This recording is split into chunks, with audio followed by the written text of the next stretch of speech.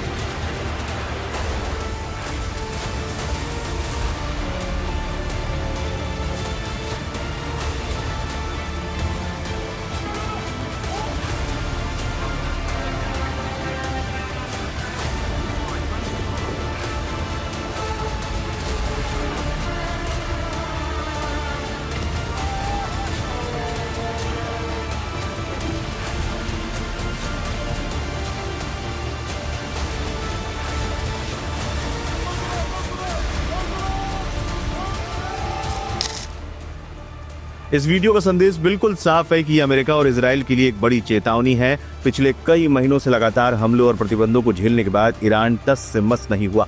उसने दिखा दिया कि चाहे कितने भी हमले हों, उसका अंडरग्राउंड आर्सेनल यानी पाताल में छिपा हथियारों का गोदाम पूरी तरह से सुरक्षित है और वो एक लंबी और निर्णायक लड़ाई के लिए तैयार है। रक्षा विशेषज्ञ इसे ईरान का प्रोपेगेंडा वीडियो भी जरूर बता रहे हैं, लेकिन इसकी गंभीरता को नजरअंदाज नहीं किया जा सकता। ईरान ने पहले ही चेतावनी दी थी कि अगर उस पर हमला हुआ तो वो ऐसा पलटवार करेगा जिसे इतिहास याद रखेगा। ये वीडियो साबित करता है कि भारी बमबारी के बावजूद ईरान की जवाबी कार्रवाई करने की क्षमता रत्ती भर भी कम नहीं हुई है। ईरान के इस कदम ने मिडिल ईस्ट की जंग को एक नए और खतरनाक मोड़ पर लाकर खड़ा कर दिया है। जब दुश्मन को लगे कि उसने ईरान को कमजोर कर दिया, तभी ईरान ने अपनी उस अदृश्य फौज को दिखाकर दुनिया को चौंका दिया है। साफ है, आने वाले दिन और भी भयानक हो सकते हैं।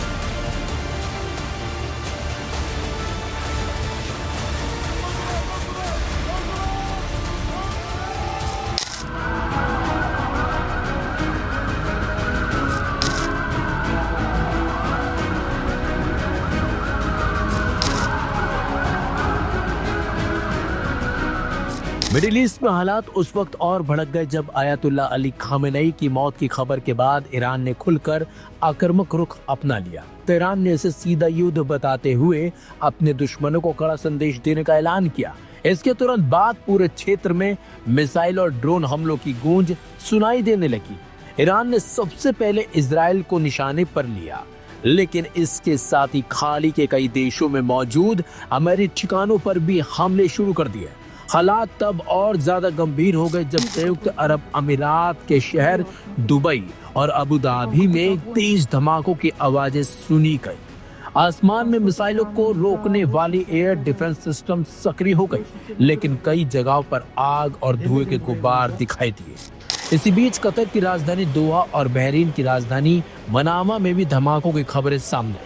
बताया गया कि बहरीन में मौजूद United state navy 5th fleet के ठिकाने के पास मिसाइल गिरने से भारी आग लग गई। इससे पूरे इलाके में अफरा तफरी मच गई और आपातकालीन सेवाओं को तुरंत सक्रिय करना पड़ा।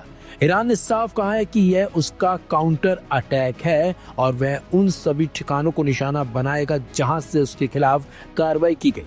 हालांकि इन हमलों का असर मुस्लिम देशों पर भी साफ साफ दिखाई दिया। खाड़ी के वह देश जो खुद को क्षेत्रीय संतुलन बनाए रखने की कोशिश में लगे थे, अब सीधे हमलों की चपेट में आ गए। इराक में भी हालात बिगड़े। इराक के शहर एरबिल में मौजूद एक अमेरिकी सैन्य अड्डे पर ड्रोन और मिसाइल हमले की खबर आई। वहां तैनात सैनिकों ने कई ड्रोन मार गिराए, लेकिन हमले ने यह संकेत दे दिया कि संघर्ष सीमाओं से बाहर फैल चुका है।